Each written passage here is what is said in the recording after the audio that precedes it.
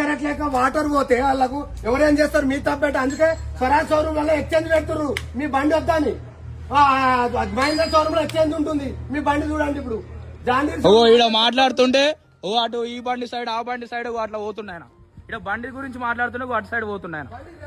బండి రెస్పాన్స్ ఒక్కరు ఇట్లా ఇంత మంది వస్తుంటే ఆడ పోయి ఆడ పనులు చేసుకుంటారు తప్ప కానీ బండి గురించి ఆలోచిస్తలేరు. ఇక్కడ బండి గురించి ఆలోచిస్తలేరు. ఓకే కొత్త బండి గేర్ ఆయిల్ ఎట్లా పోతుంది, వాటర్ పోతాయా? కస్టమర్ కొనుక్కుంటే 6 నెలలకు ఆయిల్ పోతే ఇప్పుడు 20,000 30,000 ఎక్కడికి తెచ్చి పెడతాం. ఈ నెలకు 6 నెలలకు ఈఎంఐ ఎక్కడికి వెళ్ళి కడతాం. అంటే ఆ కస్టమర్ ఎక్కడైనా పోని మీరు సేఫ్గా ఉంటుంది. మీ కస్టమర్ మీ షోరూమ్ మీరు సేఫ్గా ఉంటే సరిపోతుంది. కస్టమర్ల పరిస్థితి మీకు అవసరం లేదు. కస్టమర్ల బాధ మీరు పట్టించుకోరు. ఆయిల్ పోయినా నాకేం సమాధానం. అంతా డెలికేట్ గా ఎందుకు బండి తయారు చేస్తారు మీరు? ఇప్పుడు అంత ఈజీగా బండి వాటర్ పోయేటట్టు తయారు చేస్తే ఎందుకు అది వాటర్ అంత ఈజీగా పోతా అంటే ఇది ఎందుకు మ్యానుఫ్యాక్చరింగ్ మీద కాదన్నా? 6 నెలలకే వాటర్ పోతా బండి. చెప్పండి ఎంత జాగ్రత్త అయితే ఎవడన్నా మనం పోసుకుంటాం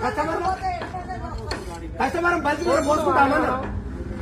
అన్ని తీసి అలాగే వెళ్తే 20-30 వేలు రూపాయలు పోసుకోవాలంటే చూడక 6 నెలలు నడుపుతావు. పోయినాక నువ్వు ఆయిల్ కలిసి నడిపినావు, నువ్వు ఇది కలిసి నడిపినావు అని గేర్ బస్ ఆరతో ఇస్తావు. నువ్వు ఏడ ఇబ్బంది పెడతావు బండి కస్టమర్లను. పుట్టుకుని ఇప్పుడు 6 నెలలు వచ్చి రీసెంట్ గా చూసుకొని దగ్గరకు వస్తాయి మాట పార్ట్స్ పోతాయి. నువ్వు గేర్ బాక్స్ చేయమంటే నువ్వు ఆయిల్ పోసుకొని నడిపినావు, వాటర్ పోసుకొని నడిపినావు. ఆయిల్ నా తప్పు కాదు, అది నీ తప్పు అంటావు.